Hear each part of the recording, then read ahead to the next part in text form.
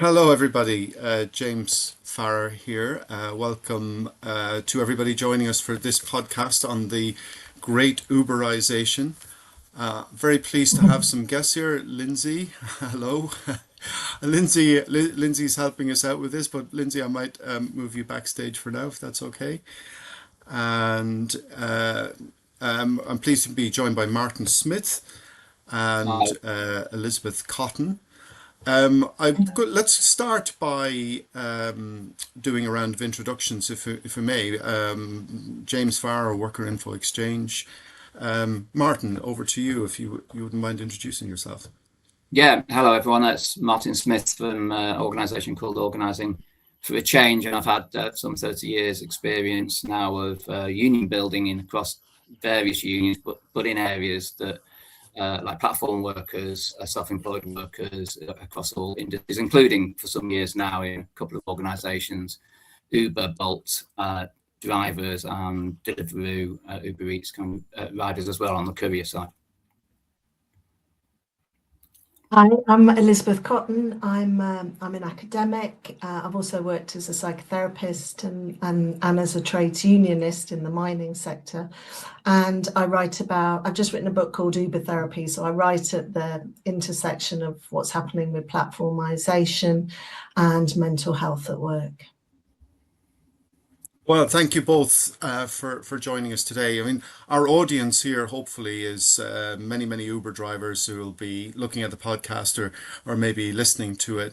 So I'm really pleased that you've both joined us, and it's really important time really to have this conversation about Uberization. And I know both of you in your own way have been thinking deeply about it, but we're at this crossroads, I think, with artificial intelligence is really changing things, and it's changing how Uber operates, how other companies are trying to emulate the Uber model and undermine rights, undermine privacy rights, undermine worker rights, undermine human rights for that matter. So I'm looking forward to in the next sort of half an hour or so digging into that with you. Martin, maybe we can start with you. You've been involved in this struggle with Uber and organizing with Uber. Where do you think we've got to? Have we reached the promised land yet for Uber drivers in terms of rights and access to rights and enforcement of those rights? No, by no means, but we've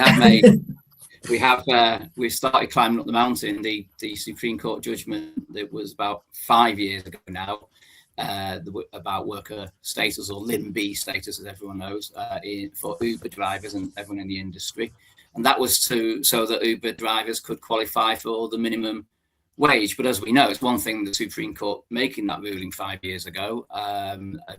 Latest data coming out of ADCU, the Union for Uber Drivers, is the average wage for an Uber driver now is about £9 an hour, taking into account all the hours they're on duty. So, that Supreme Court judgment has not delivered yet, but it's a waypoint that gives us something to campaign and argue and industrially organise around. So lots and lots of drivers across the country working for Uber are in a union. Lots more need to be in a union because in the end, like an awful lot of workforces have learned over many years, nobody's coming to do it for you. Uber drivers can get the same kind of rights that Uber grants drivers across the world in other countries by organising like they did and demanding those rights. Yeah, I think that's right. I mean, personally, I find it disappointing that Uber government hasn't um, done more to properly enforce that Supreme Court ruling. Um, Uber drivers should be protected as workers for all of their time from log in to log out. Yeah. That issue was never resolved. It was the Supreme Court decided Uber drivers are workers. It was up to Uber and the lower tribunals to then resolve exactly when they were workers. When an Uber has unilaterally decided you're only a worker from time and task, but that isn't correct. So drivers are very much being shortchanged. But I think more importantly, while drivers are standing by, not getting paid to be standing by, it incentivized platforms like Uber to put far too many workers on the street, and effectively drivers are competing against each other for a job. So pay is lower, but it also opens up huge expanse now for algorithmic discrimination and algorithmic trickery, because if there was only enough workers to do the job necessary to do the job, there wouldn't be scope for this type of algorithmic trickery. So I think there's an awful lot of work still to be done, but I really agree with you that litigation can help, but really at the end of the day, drivers need to counterbalance this platform power, and the only way to do that is in trade unions. Elizabeth, thank you for joining us. And if you for our viewers, a great tip: either pick up this book, or maybe it's on audio. I don't know, but Elizabeth wrote this amazing book called Uber Therapy, which describes the kind of Uberization of the field of psychotherapy. And it's a great example of how this Uber business model is spreading its way into other areas of work, and other areas of work that, it hadn't occurred to me immediately that psychotherapists could be really vulnerable to this. But Elizabeth, maybe you can describe that, what you found in your research over the last number of years. Thank you. I'm so excited to be here because I'm obsessed with the links between Uber drivers and Uber therapists, but there's a kind of what we're seeing now, these big, large-scale platformization of the professions, and for professional people to see themselves as equivalent to Uber drivers is a big leap. So we're in a process of consciousness raising at the moment. But what's happened really since austerity, since 2008, is that the therapy sector has been strategically Uberized, and by that I mean standardized, made into short-term solution-focused therapy, and a really degraded idea of what therapy is. And then suddenly we had the shock of COVID, where all of the therapy services went online. So you saw the really aggressive introduction of platforms, and most importantly, American multinational companies and private medical insurance that had been sort of sitting in the wings of the NHS. They'd gone to all the policy meetings, offered call center and performance management tools in the early days in the NHS, and then suddenly leapt in with full-scale platformization and Uberization of the sector. And what we saw with that are the kind of things that Uber drivers are very familiar with, which therapists are not, and certainly not public sector workers, which is around having really aggressive targets. So 50% of people must recover after 6 sessions of cognitive behavioral therapy, and very aggressive monitoring and surveillance and performance management tools.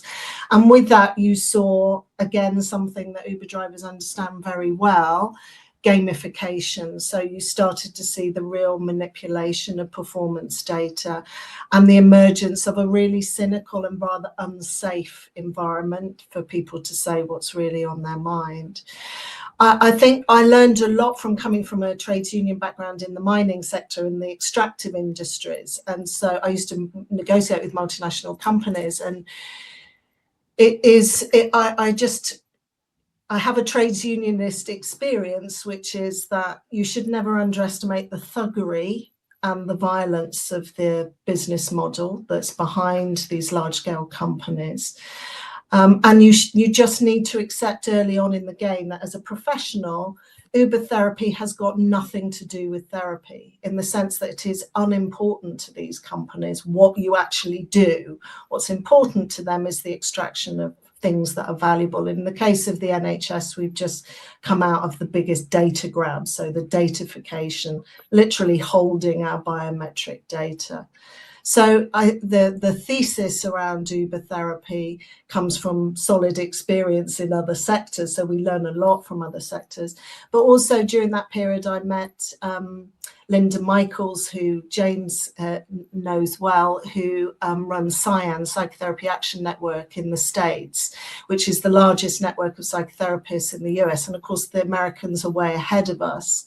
And she was famously sued in 2018 by Talkspace for $40 million for saying, is this therapy? Is text-based support actually therapy? And she was sued for $40 million. life-changing experience, as you know very well, getting into a legal fight with a multinational corporation. And what I couldn't understand was why nobody really wanted to talk about it. So we've worked together a lot and about raising the profile that we're playing a very different game as professionals now that the sector has become platformized. Interestingly, this week, Talkspace, which offered text-based support, has just launched a new AI chatbot called T. So all of that data that was absorbed through text-based sessions has now gone on to the next generation of AI tools. So now we are today genuinely talking about whether a chatbot therapist is better than a human therapist. So of course, this is also heavily about automation. So we have our equivalent of driverless cars coming round the corner now. That's really interesting. Can you? I believe in the US there was a hunger strike. Is that right? Organized by Yes, James psychotherapists? Farrar, the therapists went on hunger strike, and we all got very excited about it here because therapists traditionally are white, middle class women who Yeah. don't go on strike. And yeah, there was the Kaiser Permanente strike in California. We did a discussion with Hilda Poulsen from the National Union of Healthcare Workers around the sort of shifting of the terrain around private medical insurance and rates. Because the other thing that sort of therapists here aren't quite conscious of is the dramatic effect that it has on wages. You can just drop, a large scale company has so much sort of skin in the game and so much control, they can literally halve your hourly rates with no discussion and no negotiation. So, I mean, like platform workers everywhere, often it's a mixture of traditional unions, but also self-organizing groups pushing back. But I mean, one of the, I suppose, in the good old-fashioned trades union terms, you should never waste a good crisis. The crisis is really here in terms of earnings. 4% of therapists in the UK use food banks. And we should be very concerned about that people aren't earning enough to live when, in both cases, with drivers and with therapists, you're actually talking about people's safety. Just as an aside, it reminds me there's a great podcast series that you can download from Spotify called The Shell Game, and it's a series done by a tech journalist from Wired, and he sets up AI agents, voice agents. He clones himself and sets himself loose on the world, and through a series of these things, he calls banks, he calls fraudsters, but one of them is he undergoes psychotherapy with a chatbot, and it's really interesting to listen to Wow. AI agents try to an AI agent to try to give psychotherapy. But you know, Through I think different this is processes. really important, though, is that suddenly over the last few months, people are genuinely saying, "I would prefer an AI therapist," and there's a lot to unpack there because people Mm, aren't stupid, and I mm, think behind this is that we've had years and years of Uberisation, which is a real enshittification, so a real degradation of the work that we do. So there's a lot of harm behind that. There's a lot of shame around the fact that we haven't been having good quality services in the NHS for a very long time.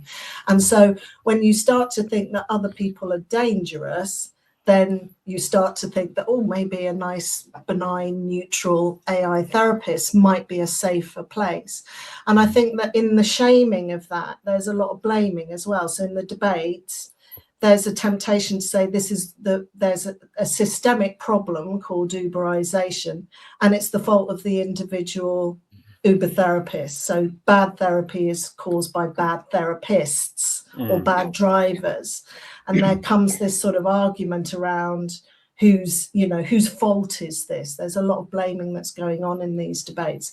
And that has to be aggressively pushed back because it stops us really understanding that we're all degraded by this system being so bad, by therapists using food banks or Uber drivers not earning minimum wage. That's a disaster. it is. There's a thread here I'd Um, like to pull, and maybe and come back to you, Martin, on this as well. I remember when I joined Uber in 2014, I think. I attended one of the onboarding sessions, and I was really shocked because I was sitting in this big room of like maybe 50, 60 people who had onboarded that day, and a lot of them were leaving old traditional minicab operators. And there was this presentation, and somebody stood up and said, from Uber, and said, look, the great thing about Uber, working for Uber, there's no controller. The algorithm decides, and the closest person gets the job. There's no, it's all completely fair, and it's and transparent. And there was a cheer in the room, and I was really surprised by this emotional outburst. And I was looking around to me, and it really. It reminds me of this thing of psychotherapy, where maybe where we are with AI agents right now, like ChatGPT and Claude and so on, is that, oh, they look great, and oh yeah, maybe I prefer to be counseled by a chatbot. It seems good now, but maybe like Uber, it seemed good in 2014, but as you move through it, you begin to see other things.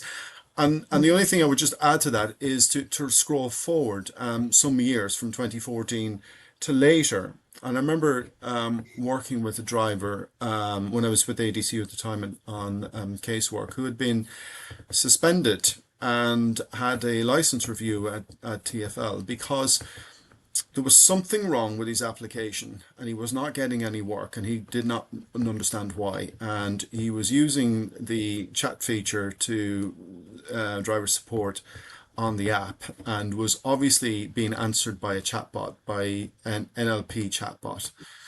And he knew he was, and he was trying to overcome it, and he did so by threatening suicide. He thought, there's only one way I can speak to a normal human being, is by doing this. And he did, and ended up having a police visit his house, being suspended from the platform, and having to go and get a medical review for TfL. But it shows the despair. Like you start thinking, oh, it's great if an algorithm does everything, and then you find yourself in this closed world where you can't deal with it. Martin, have you experienced something like that as well? Is this absolutely. And don't forget, I mean, 10, 12 years ago, unions entered this space initially, at least, with the ludicrous notion that, people should boycott Uber, as if you can just boycott this next stage of where capitalism has taken us, because the notion that the old model of minicabs was somehow to be held up as a great model for the drivers is obviously nonsense. But Elizabeth's absolutely right. These global corporations have to be forced to concede, and they have to be forced through a combination of political, union organising, and legal power. But they're not as strong and almighty as they think they are. If we go back to that 15 years, don't forget, we should, capture our wins. Uber was absolutely staunch in its belief that it was not a taxi firm. It was a ride-sharing scheme with simply a space. And in the space of, I think, a single year, Uber was forced to concede it's a taxi firm. Twitter was forced to concede it was a publisher. And Airbnb was forced to concede it was a hotel company. And so we're building on each incremental stage. It's taking far too long. But I think it's important to just talk a little bit more about what we mean by Uberisation, because I think it's valuable when we're talking about unionisation. We're not saying Uber as a company is taking over all these other industries. What we're saying is lots of industries through HR departments are taking exactly the platform Uber. I mean, Uber drivers, if they worked in the care sector or as a nurse or in logistics in warehouses, would probably recognise the software. It looks the same as the Uber drivers, because it is the same. And so when we're talking about that, is that companies are taking the Uber platform model in NHS, logistics, retail, care, and have been doing for some time. And that's what we mean by Uberisation. Now, the reason that's really important is that now Uber drivers can start building practical solidarities, not just with each other who work for Uber, but with unionised and non-unionised workers who work in warehouses like Amazon or Next, in retail stores, in care homes, in the NHS as bank nurses and elsewhere, because a lot wider group of people in the economy are now facing the same kind of challenges. Now, that's on the first stage of Uber. That's like Uber Mark 1, the platform. Of course, now we're going into Uber Mark 2 as we go into the fifth industrial revolution, which is generative AI. And that's where the dynamic pricing campaign comes. So we've still not finished the battle, the first battle with Uber Mark 1, but we have to start tackling Uber Mark 2 with dynamic pricing. And obviously, if we're going to build our strengths, if we're going to continue to erode that power over our lives of Uber, we really would encourage drivers to get involved in the dynamic pricing claim and campaign, and to protect themselves by joining their union while doing so. In that way, we can build this collective power over time, which we are doing. We could do with going faster, but we're driving. Yeah, thanks for raising that, Martin. I mean, the dynamic pay claim, just to explain to drivers, it is a collective action. So unlike the previous actions you've seen in the UK against Uber, which are essentially a bunch of individual claims bundled together, this is one collective claim on behalf of drivers, but drivers do need to sign up for it. The great advantage is that we're not exposing you to Uber. Previously, if you signed a complaint, Uber knew that. Not this time, because our lawyers know who you are, but we don't have to expose that to Uber. We have to expose it to the court and convince the court that we are therefore representative of the Uber driver workforce. So Uber drivers should really join this claim, register for it, so that we can prove to the court that we have a majority of Uber drivers really demanding justice, but you won't be exposed to Uber in doing so. So it's at dynamicpay.org. Essentially, we're asking for really three things. Firstly, we want to stop this dynamic pay algorithm that has made the fare and the commission so highly variable. I mean, there's a problem across the world. Business Insider yesterday, Len Sherman does similar work to us in the US, found that a majority of the time now, the majority of cities in America, Uber has taken more than 50% of the fare. This is crazy. I mean, it's crazy. We thought 10-15% was high, but taking 50-60% across all platforms like PayPal and eBay and so on, 10-15% was Airbnb was considered normal to high. But for Uber to stray above 50% is madness that this has been allowed to happen. So we want to put a stop to that. We say that that's unfair under the General Data Protection Regulation. We want to get drivers compensation for it, because if you were paying 50% when you should have been paying 20 to 25%, you need to get that back. And if the fare has been lower than it should be because Uber wants to expand market share, you should get that back as well. So we want compensation. We want this algorithm stopped. We also want to put a stop to this type of surveillance. So what we say is that Uber is using driver data in order to power this algorithm to exploit you. And we want a stop to put to that as well. And also, thirdly, for a few years between 2021 2023, Uber was exporting driver data from Europe, including the UK, to America without the protections that it's supposed to have in place for that cross-border transfer. This is really serious in an era now when we see what's happening in America with ICE and the National Security Agency. Yeah. Is very important that driver data is protected when it crosses borders, and that your rights go with you with that data. So drivers, we say, are entitled to some compensation for that as well. I mean, the Dutch government fined Uber $250 million just for that alone. But it was the drivers that were victims, and drivers got nothing. But the Dutch government got $250 million euros. We say drivers are entitled to money as well for that. So thanks for raising that, Martin. I mean, on this issue of Uberisation, I think it is interesting. You talked about HR, Martin. I thought it was very interesting this week. There's a firm called Bolt, not the Bolt we know. It's a fintech company in the United States, very quickly followed by Uber. Bolt fired its entire HR department, and Uber this week fired a quarter of all its HR people in America to replace them with AI.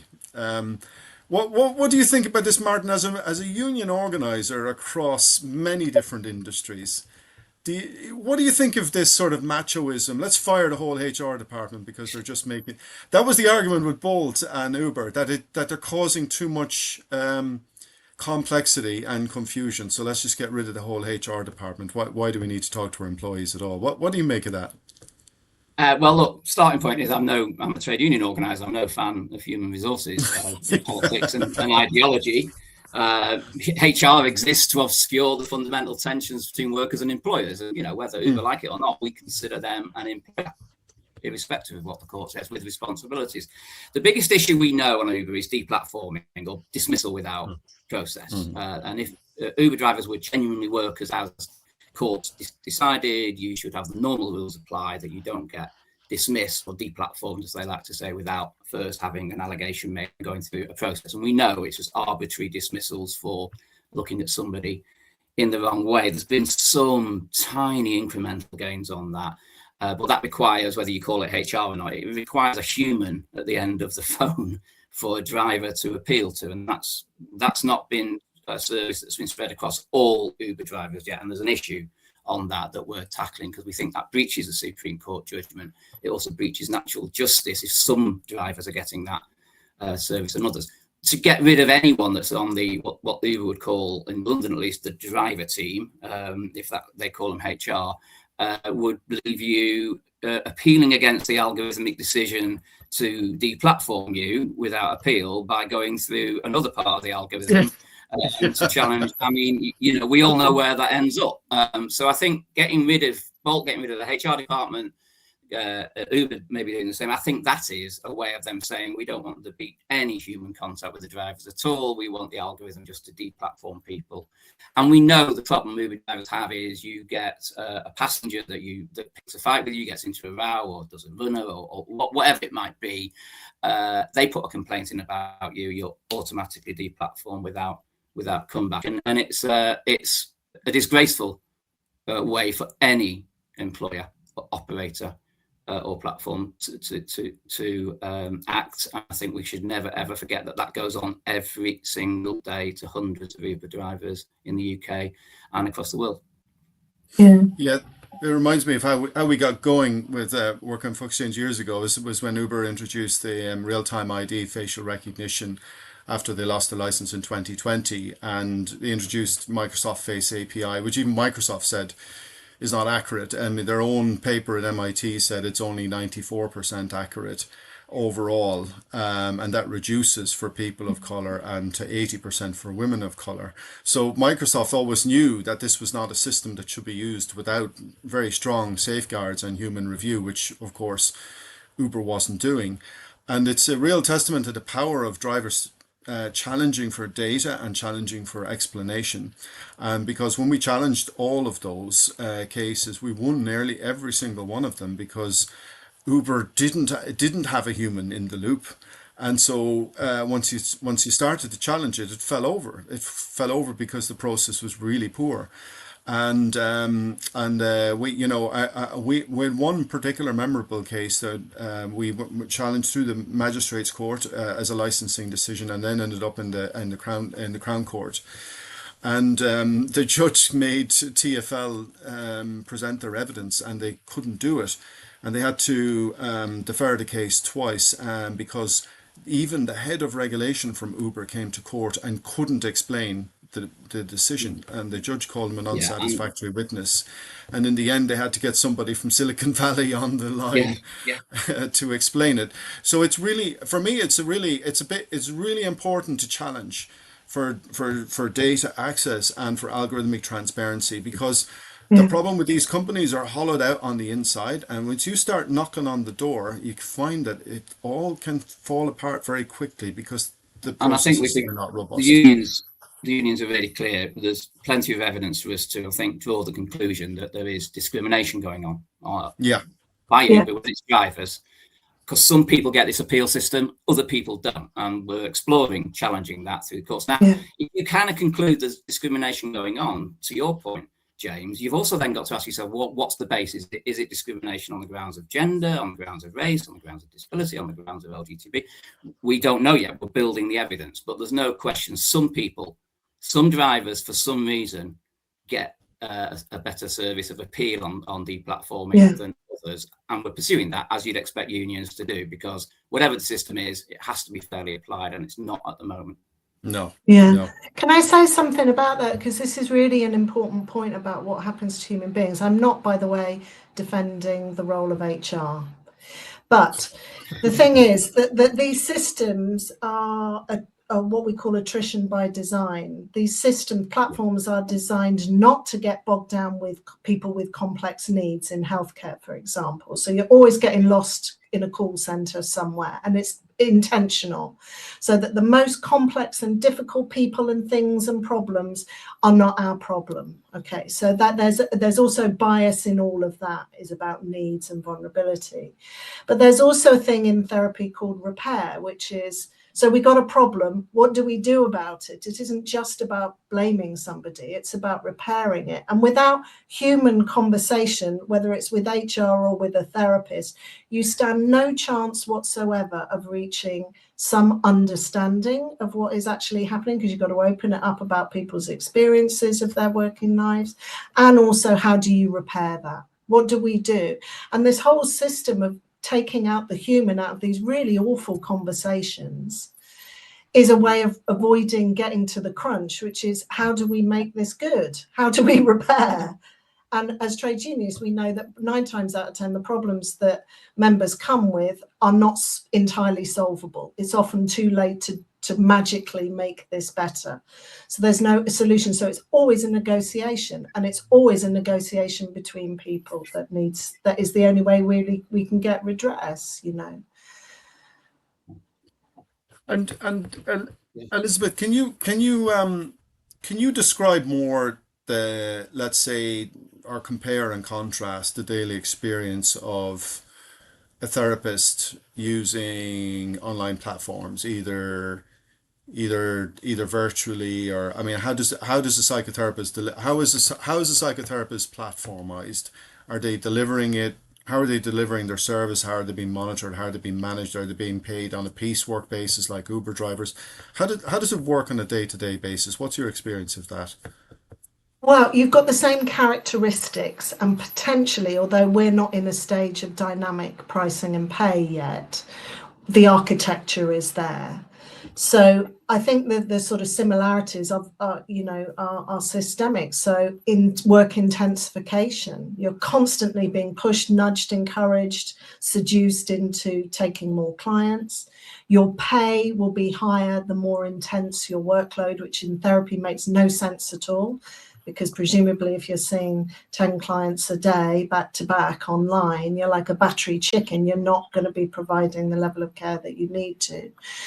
I think there's a huge disorientation that happens, certainly for, as therapists, we tend to be older and we tend to come from other careers. So we're working in a system that we don't understand, which is incredibly disorienting. It makes us paranoid, so unsure of whether our work is being recorded and what that means for confidentiality for the client. But it also makes us very angry. The first chapter of my book is called Angerland, which is you're constantly feeling like a battery chicken.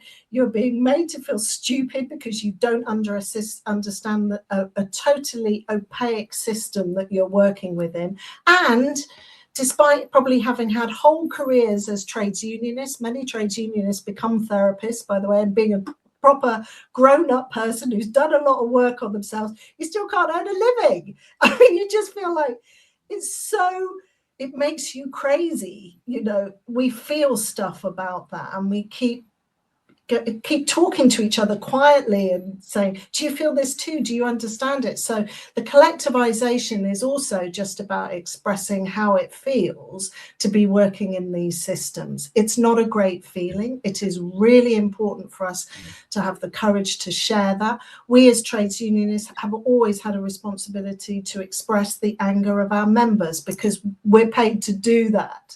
So these conversations of what it feels like and how degrading it is really important for trades unions to push that agenda.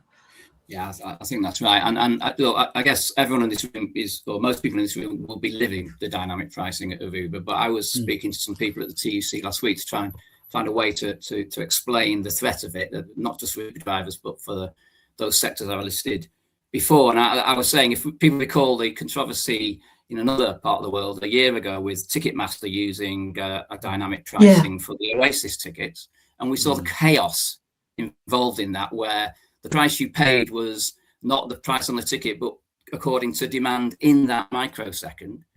And can you imagine that chaos being imported into your pay packet? Because that is what this means. Not that you've got an agreed rate per hour for your job in your contract, but what you would be paid for a shift in a hospital or a care home or an Asda store, whatever it might be, will be down to the demand for that post in a real time. And it sounds ludicrous that any business would adopt that, except that it's happening, and it's been happening for a while.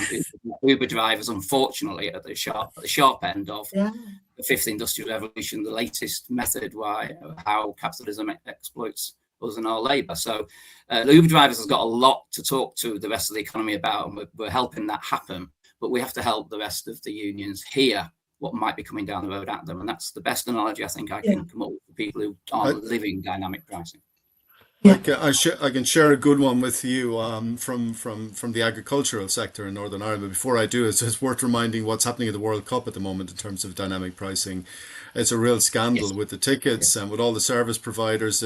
New Jersey Transit runs the bus out to Meadowlands, one of the stadiums in New York, and they've jacked up the price of the bus ride to $150. It's normally like $14. You know, it's just madness. But there's been a real backlash against it because people are really annoyed about it, really annoyed at FIFA, the way they've behaved in all of this.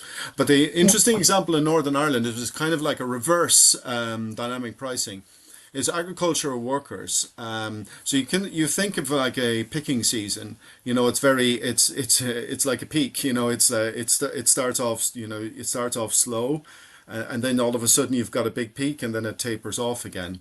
And so you bring in these agricultural workers who, you know, maybe living there, they're on piecework, and maybe it's raining for a week and you don't have any work, and then all of a sudden it's really busy.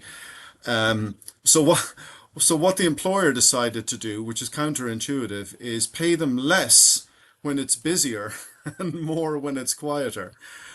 So I need to pay you a little bit more to keep you hanging around, so I've got you at the peak. But now that it's at peak, I should pay you less because you've got more access to work. And it's madness, but it's that's the logic they've come up to, which is kind of a counter market. But actually, it's not market economics at all. It's just abuse, and that's all it is. It's what you can get away with. Every employer everywhere was always trying to find out how little they can get away with paying, and that's all this is. It's just a different form of capitalist exploitation from 300 years ago, driven by technology. Yeah, it's driven by technology. I'm really fascinated by something. If we go back to 2008, we had an amazing sequence of events in the period of 3 months. In 3 months, the Google Play Store was launched, the Apple App Store was launched, and Lehman Brothers collapsed. So you had this massive financial crash at the same time that the mobile app platform was born. And within 6 months, interest rates went to zero in the United States and the European Central Bank and the Central Bank of England. So what that meant is that big investors couldn't get a return. So all the money went to Silicon Valley because that's the only place you could get a return. And so Uber was born. And because they couldn't, you know, you rolled over in the bed in the morning and they were throwing money at you in Silicon Valley because there was nowhere else for capital to go. And so Uber became a child of austerity. You know, austerity was born after the financial crash. So people who couldn't pay their mortgages in America got a second job. So you go driving for Uber. Or people who maybe were denied healthcare or were denied access to childcare and now had to pay for it, had to go and get a second job to pay for it. So very much this Uber platform was a child of austerity, but it comes from a point of view of a problem of misclassification of debt, which this was intentional. And it's a political project. In those same 3 months, IAPT increased access to psychological therapists. The largest public mental health program in the world was created, and it was created after meetings with private medical insurance and British government. Austerity was designed to privatise our public services and to Uberize. I completely agree. That sounds conspiratorial. It's a statement of fact because it took all of those meetings for everyone to come into play in 2008. They were ready to go. The plans had already been made. Elizabeth, I have a question for you about psychotherapists. How do you organize? How do you, because one of the problems, I think unions like the ADCU have done a great job at overcoming it, but you don't have Yeah. a workplace, so everybody's remote. How do psychotherapists find each other? How do you Oh, organize? I have such long stories to tell you because I've been organizing is the hardest work in the world. It's actually harder than being a therapist. Organizing therapists is particularly hard because we insist on talking a lot and being able to really understand each other. So it's work intensive. We do have a union, psychotherapy and counseling union, but we're very behind in our consciousness of Uber therapy. So you're seeing, of course, people self-organize when they really need to. So we're starting to see it. But I wonder about, I think the links with Worker Info Exchange and this campaign around dynamic pricing, the argument is we must learn from other sectors. So I think the organizing will be patchy. I do think that there's huge scope for us to do more public campaigns with consumers. So psychotherapy has entered into a sector of e-commerce through the BetterHelps and Health Assured of this world. Consumer rights are in many ways much more powerful. And as we know, I was really caught by this. You sent me a photo for Lyft drivers during Mm, mental health mm, awareness week, which is always like toxic for me. I always become very cynical and have to just shut the doors and go into a cave. But there's a photo of Lyft drivers on Mental Health Awareness Week being offered 50% discount for BetterHelp, being able to access. And I mean, yeah.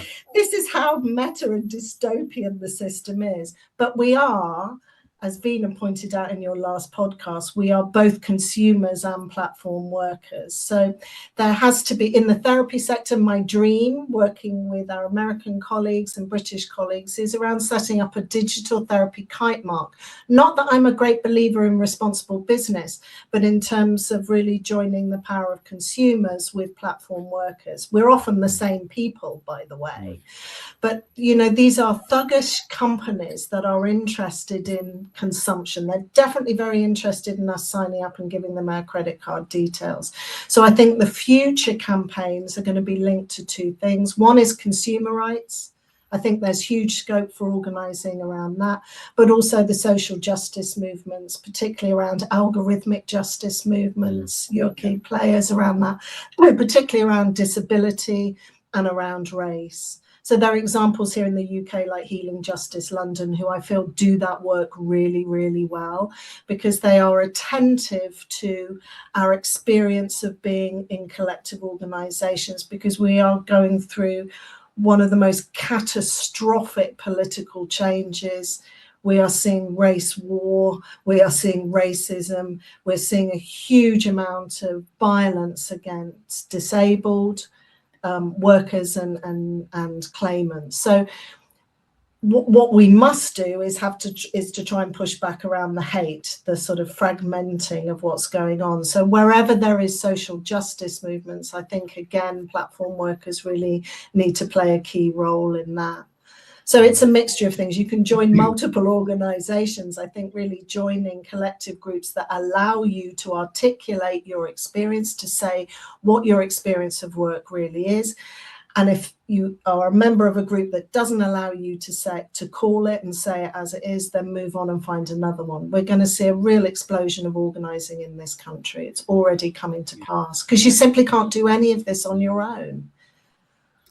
And in the Uber sector, in the driver sector, there's similar discussions happening. Unions are pulling together now to come up with a project that engages passengers called First Fare, which basically encourages a passenger in Uber to have a conversation with their driver, because passengers very rarely know that the driver doesn't set the rate, and actually the driver's often getting less than half of what they're paying. Yeah. So just having the conversation with the driver, did you know this is what I'm paying for this trip? And bizarrely, in union organising, union building, you have bizarre alliances sometimes. And actually, the person who broke the ice on this was no other than David Beckham's daughter on, I think, Twitter a couple of weeks ago, who just said, "Hey, why don't you all talk to your drivers? I couldn't believe they didn't know."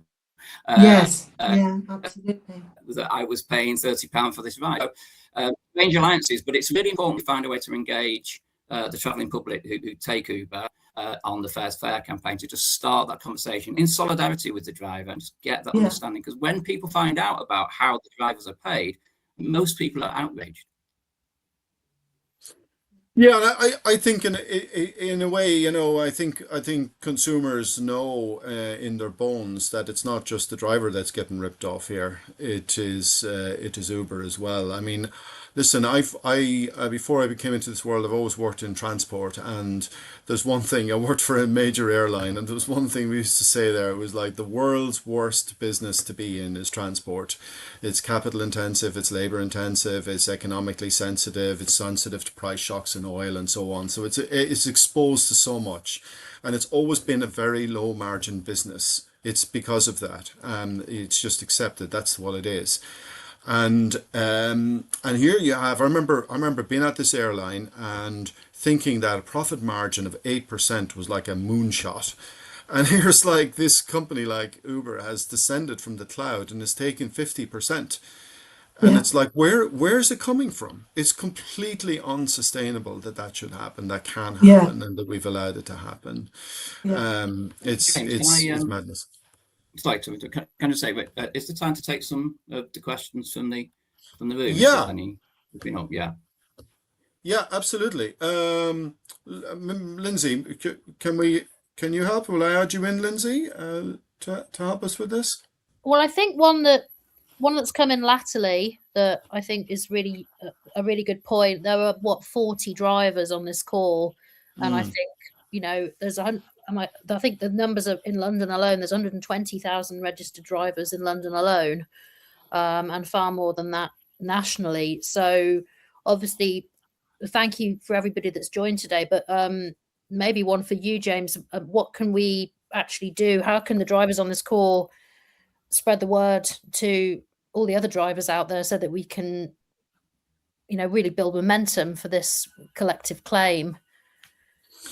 So look, I mean, I see in some of the comments some cynicism about the prospects of drivers uniting, about organizing, and so on. All I can tell you is there's no other way.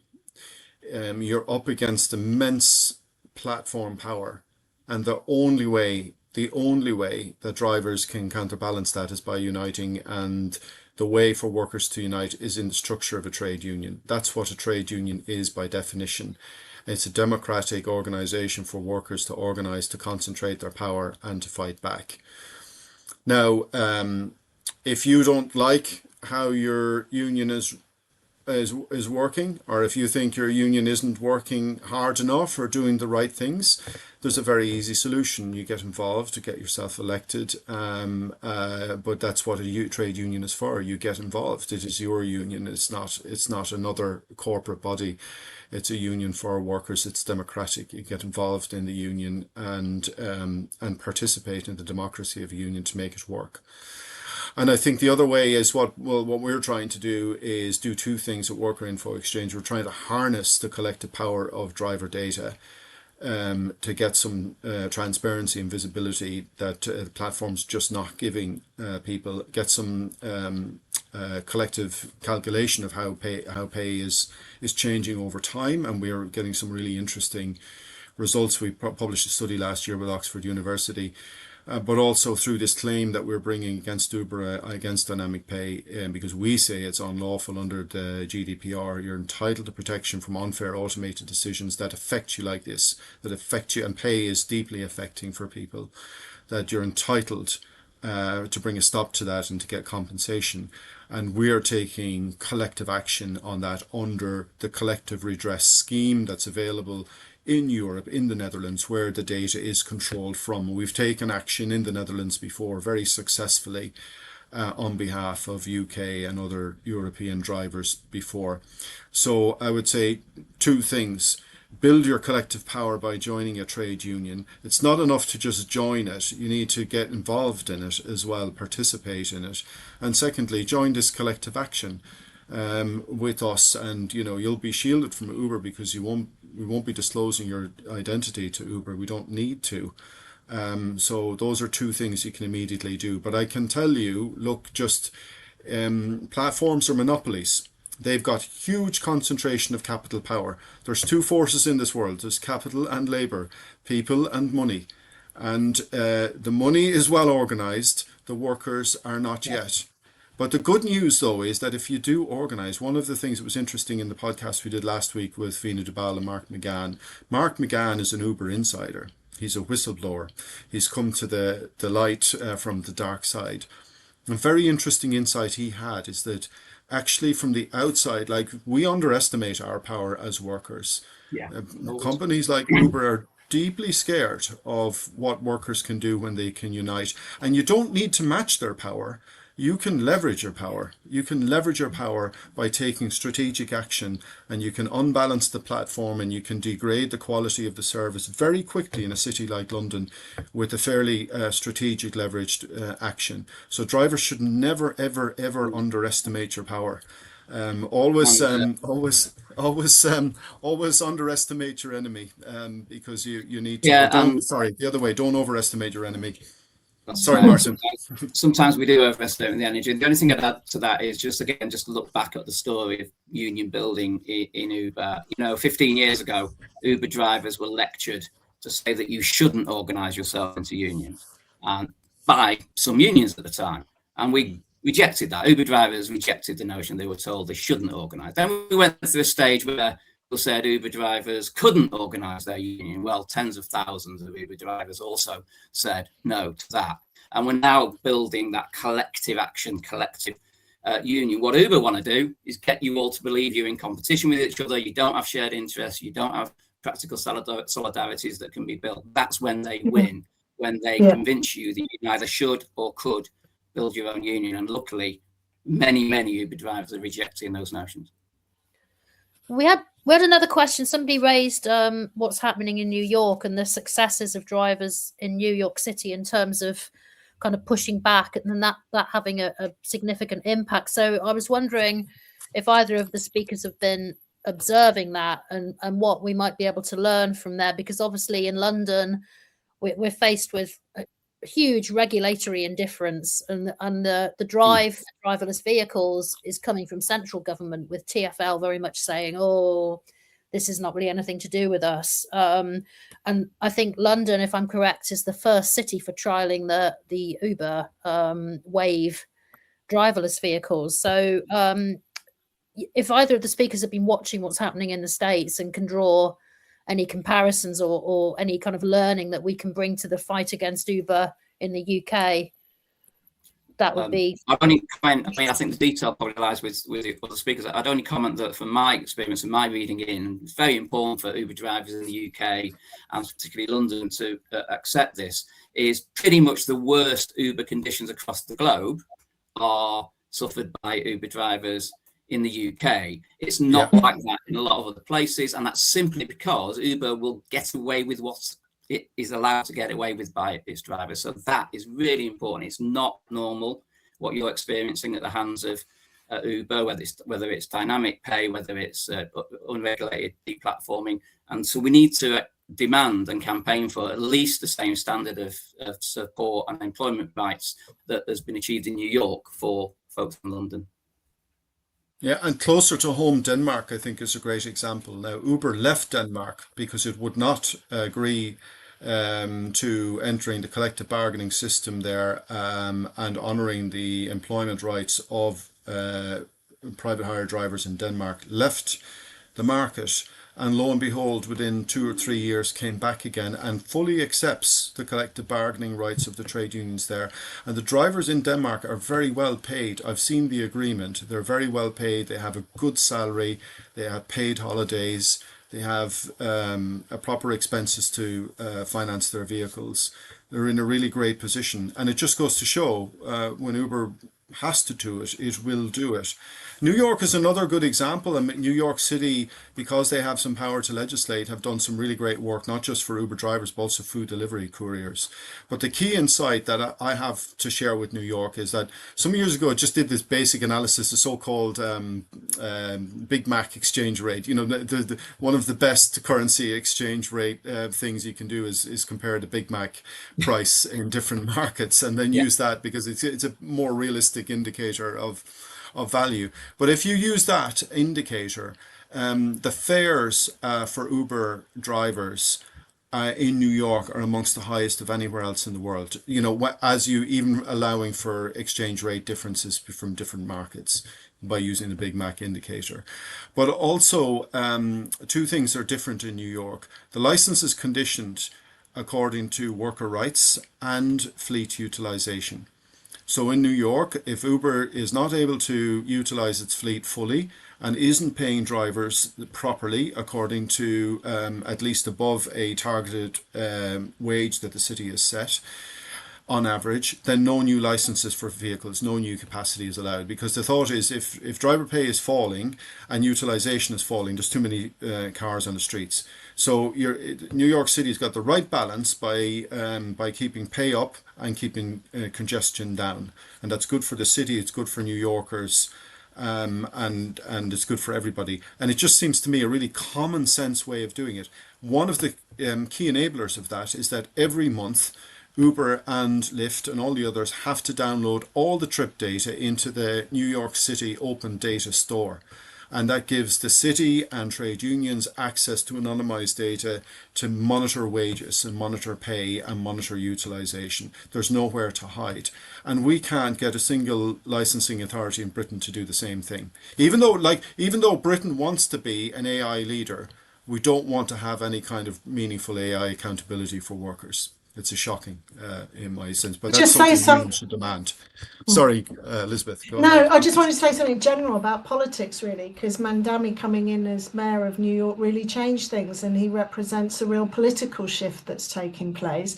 I'm not saying that will necessarily happen here, but for example, the pushback against Palantir as a platform provider in the NHS. We've been campaigning against Palantir for 20 years. Like it's just been rolling on. Suddenly, over the last 3 months, it's got traction because our political climate has shifted. Again, you know, this is general. This is about us as workers and consumers and as carers. We actually suddenly really care about this stuff because we can see the ideology behind it. So I feel that there's a big shift that's happening in terms of political consciousness, and the way that these companies are perceived is a lot more hostile now. Yeah. Just one more thing to add on New York. Yesterday, there is a law in New York recently enacted to protect drivers from unfair deactivation or deplatforming, as Martin describes it. And yesterday, Uber announced that they're going to sue the city of New York because they don't like that. They don't like workers having protection from unfair dismissal. So very interesting to watch. Yeah. But you know, these are the battles that need to be had against these platforms to make them fit for people.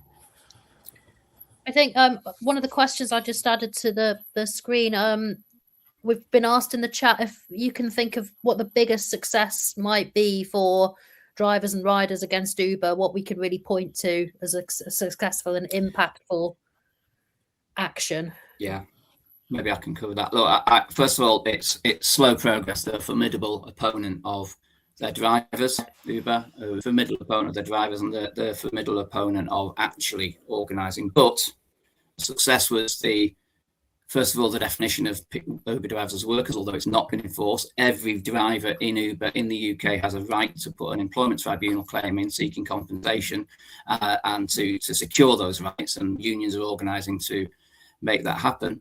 But also, every Uber driver can now access a union at work in their hub or wherever and talk to them free from the fear that they're going to get deplatformed for doing so. And Uber, as many drivers will have recognised, now regularly advise all the drivers that they have the right to join a trade union. Now, unfortunately, Uber tell at the moment the drivers which union they would prefer they join, and that's not very democratic, and that's also being challenge. So yes, we've created a situation as unions over the period of time where it is safe to organise, safe to talk to the union in Uber, and that's a big change from where it was 5 years ago. It is nowhere near enough. From that, we have to build real collective strengths, are demanding industrially, not just go to the courts on dynamic pay and dynamic pricing. At the same time, we have to put those industrial claims into Uber to say it is time you took responsibility to enforce what you've been instructed by the Supreme Court to enforce. And some of what I talk to politicians a lot about is the fact that the Supreme Court doesn't seem to have a jurisdiction over Uber in the UK. And a lot of politicians are outraged by that, outraged that Uber is thumbing its nose at the UK Supreme Court. So there's a lot of campaigning to do. We're better than we were 15 years ago, but it's going too slow. And we appeal to drivers to find those practical solidarities, come together collectively, because we are and we can and we are going to win this one. I would say, for me, ironically enough, that the biggest win we have is the stuff you don't see, in a way. I agree with everything Martin has said, but I also agree that the very act of workers organising and taking action is serious deterrence from really bad stuff happening.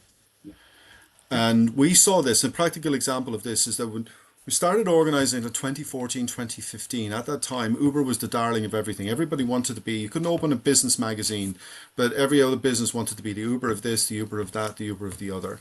And workers successfully toxified that brand between, let's say, 2015 and 2021. And Uber had to fundamentally change in that period of time. And I would say, I would agree with Martin that it's very important for workers not to think that there's a silver bullet here. There's not a single lawsuit, there's not a single strike, there's not a single meeting you can go to that's going to fix all these problems. It is your trade, it's your industry. You have to get engaged in your union and you have to stay in the fight for a long period of time, because they are fighting this every single day. Every single day they're in Westminster, every single day they're incrementally fighting this all the time. And workers must be too. It's a day job. It's every day you need your union fighting for you, and you need to fight this as an incremental battle. But I would say we're at a particularly important time now, because what we saw this week was Wave doing press calls. We had the Chancellor of the Exchequer out in autonomous vehicles with a big smile on her face.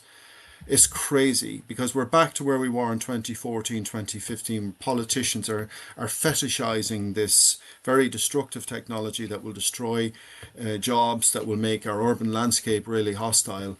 And they think this is cool. And it's just up to us to tell the story now of how dangerous these technologies can be, for all their convenience to our society, to workers and whatever. And nobody else is going to do that. The politicians are going to be led by you, not the other way around. So it's very important for us, again, to renew our movement at this inflection point in artificial intelligence, automation, autonomous vehicles, that we again step forward as workers and educate the public and politicians about the dark side of this and the price that has to be paid for this type of technology. And only unions and workers organising can do that work. You've done it before, you can do it again.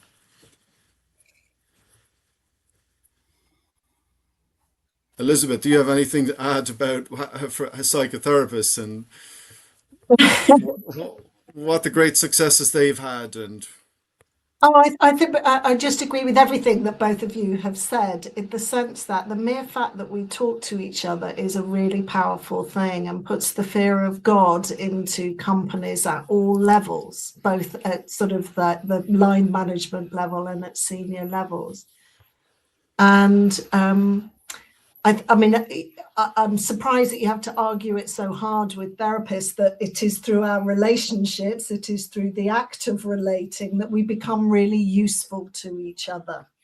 There's no substitute for the four of us sitting here and talking about this, and for 40 Uber drivers to be asking really important questions about where the strategic gains can be. Today we're useful to each other, so that relating is absolutely key. I realise that it is a big ask for all of us, because we're also very tired and we don't have infinite resources, but it feels like this is a really strategic pivot, both in terms of the business model, what's happening with the technology, but also what's politically happening here. We are more receptive to each other. I'm having the best time organising, in the sense that you never know who's going to come forward for you, and you never know who is actually going to agree with you and stand with you. So we have a lot of relating to do. So that's a rather hippie therapy kind of end to the story, is that we have a lot of relating to do, and I really appreciate the time today to talk to you about it. Well, thanks so much. I think we probably should wrap up. Lindsay, unless there's anything really that we should address from our audience, maybe we should bring this thing to a There's close. just one last thing. I've just put it in the chat. I was recalling last week when we had the call with Vina and Mark McGann, the Uber whistleblower. He said the thing that Uber hates, well, probably not most of all, but it's up there, is when drivers set up WhatsApp groups and talk to each other and share stories and collectivize. So, Amen. Yeah. And spread the word about this dynamic pay claim, and let's get this filed. Excellent. Well, that's a great place to end. Elizabeth, Martin, any final comments you'd like to get off your chest at this point? No, all good. Just solidarity with Uber drivers everywhere. Let's build your union. Yeah, well said. There is more power in people than there is in money. We've got the moral authority, we've got the people power. Nothing happens without us. So I please everybody join a union, but don't just join it passively. Get involved and help build your union, not just join it with a subscription. Get involved, get active. There's some great unions there. So ADCU, close to my heart in particular. Do please join the dynamic pay claim. It's really important, because it's a collective action, that we build that collective power within that, and we demonstrate through the legal process that we want this change for all drivers in Britain and across Europe. So please just register for that at dynamicpay.org. Lindsay, thank you so much. Martin Smith, Elizabeth Cotton, thank you so much. We'll leave it there. Thank you.